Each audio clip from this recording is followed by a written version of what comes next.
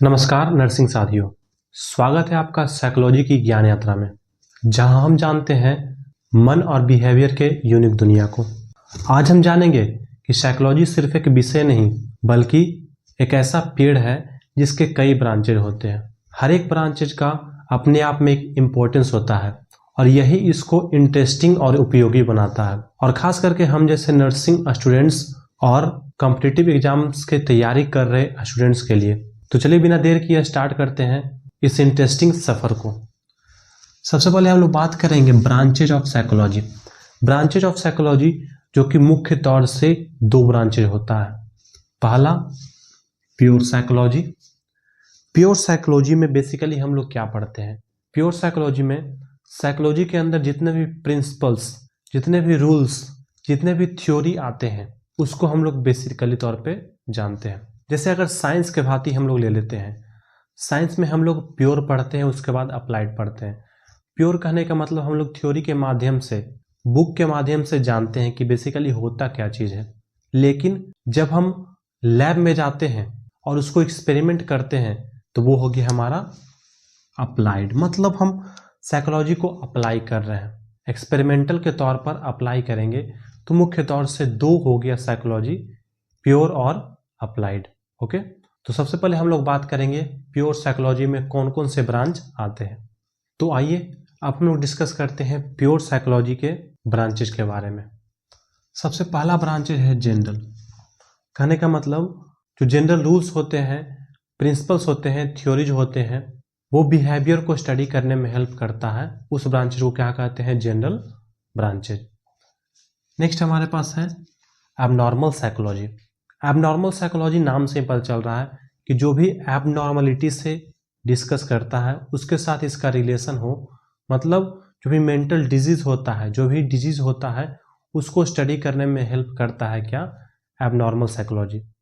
बात करते हैं थर्ड, सोशल। मतलब ग्रुप में लोगों का क्या बिहेवियर होता है उसके बारे में हम लोग डिस्कस करते हैं। सोसाइटी के अंदर लोग किस प्रकार का बिहेव करते हैं उसमें हम सोशल साइकोलॉजी डिस्कस करते हैं। नेक्स्ट बात करते हैं फिजियोलॉजिकल। कहने का मतलब जो भी बायोलॉजिकल फिनोमेना होता है, मतलब बायोलॉजिकल से क्या रिलेशन होता है बिहेवियर का, उसको हम स्टडी करते हैं किसमें? फिजियोलॉजिकल साइकोलॉजी में। नेक्स्ट बात करते हैं पारा। पारा कहने का मतलब जो भी हमारा एक्स्ट्रा सेंसरी परसेप्शन हो गया, जैसे कॉजेज ऑफ रीबर्थ, टेलीपैथी, ये सब किसमें हम लोग स्टडी करते हैं? दैट इज पारा। जियो कहने का मतलब, जियो मतलब हो गया अर्थ। मतलब जो भी फिजिकल फेनोमेना होता है उसका क्या रिलेशन है बिहेवियर के साथ, उसमें हम लोग स्टडी करते हैं किसमें? जियो साइकोलॉजी में। नेक्स्ट बात करते हैं डेवलपमेंटल। डेवलपमेंटल कहने का मतलब क्या हुआ? जो भी हमको डेवलपमेंट में, मतलब वैसा बिहेवियर जो कि ग्रोथ और डेवलपमेंट पे डिपेंड रहता है, वैसा बिहेवियर जो कि ग्रोथ और डेवलपमेंट कॉज करता है, उसको हम किस में स्टडी करते हैं? डेवलपमेंटल साइकोलॉजी में। नेक्स्ट बात करते हैं एक्सपेरिमेंटल। जो भी एक्सपेरिमेंट के बेसिस पर बिहेवियर होता है उसके साथ क्या रिलेशन होता है, उसको हम लोग किस में स्टडी करते हैं? एक्सपेरिमेंटल साइकोलॉजी में। तो बेसिकली ये था 8 ब्रांचेज हम लोग पढ़ चुके हैं प्योर साइकोलॉजी में। अब हम लोग बात करेंगे अप्लाइड साइकोलॉजी में क्या क्या ब्रांचेज आते हैं। ओके, सो हम लोग प्योर साइकोलॉजी पढ़ लिए, मतलब थ्योरी के बारे में डिस्कस कर लिए। अब बारी है इसको अप्लाई करने का, प्रैक्टिकल वे में इसको डिस्कस करने का। प्रैक्टिकली हम लोग कैसे डिफाइन कर सकते हैं साइकोलॉजी को? सबसे पहला ब्रांच जो कि है एजुकेशनल। मतलब एजुकेशन को और ज़्यादा प्रमोट करने के लिए हम लोग साइकोलॉजी का यूज करते हैं, खासकर टीचिंग प्रोसेस में, जिसके कारण ग्रोथ और डेवलपमेंट आसानी से हो सके। उसके बाद हम लोग बात करते हैं क्लिनिकल साइकोलॉजी।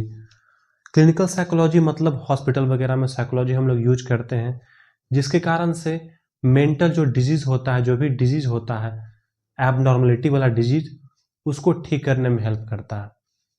नेक्स्ट बात करते हैं इंडस्ट्रियल। अब इंडस्ट्रियल में कैसे इसका यूज होता है? इंडस्ट्रियल में इसका यूज ऐसे होता है कि जब भी किसी वर्कर को हायर करने के लिए होता है तो साइकोलॉजी का काफ़ी ज़्यादा यूज होता है कि वो वर्कर किस प्रकार कैसा है, उसका बिहेवियर कैसा है उसको स्टडी करने में, जिसके कारण जो भी वर्कर होते हैं वो सही से सिलेक्शन हो सके और इंडस्ट्री को प्रमोट कर सके। नेक्स्ट हम लोग बात करते हैं लीगली वे में इसको अप्लाइड की तरह यूज होता है। कैसे? अगर कोई भी क्राइम हो गया, कोई भी जुर्म हो गया, कोई भी ऑफेंस हो गया, उसको अगर पता लगाना है कि इसका क्रिमिनल कौन है, उसमें हम लोग लीगली वे में स्टडी करते हैं, किसके अंदर? लीगल साइकोलॉजी के अंदर। नेक्स्ट बात करते हैं मिलिट्री। अब मिलिट्री में कैसे यूज होता है? जब कोई युद्ध होता है तो आपको क्या लगता है कि मिलिट्री लोग ऐसे ही युद्ध कर लेते हैं? जी नहीं, बिल्कुल गलत।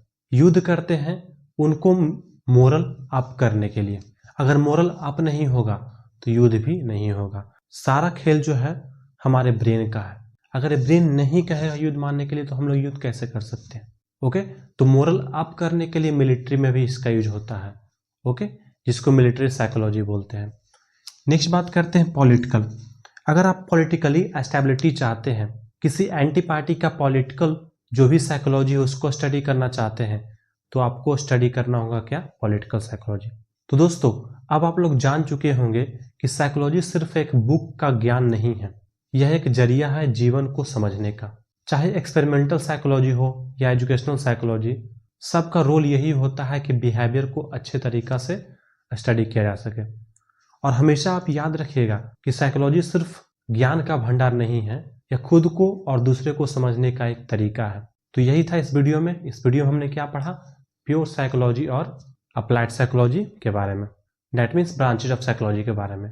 सो अगर वीडियो आपको अच्छी लगी है तो वीडियो को लाइक करें, चैनल को सब्सक्राइब करना ना भूलें, ताकि अगर वीडियो हम अपलोड करें तो सबसे पहले नोटिफिकेशन आपके पास आए।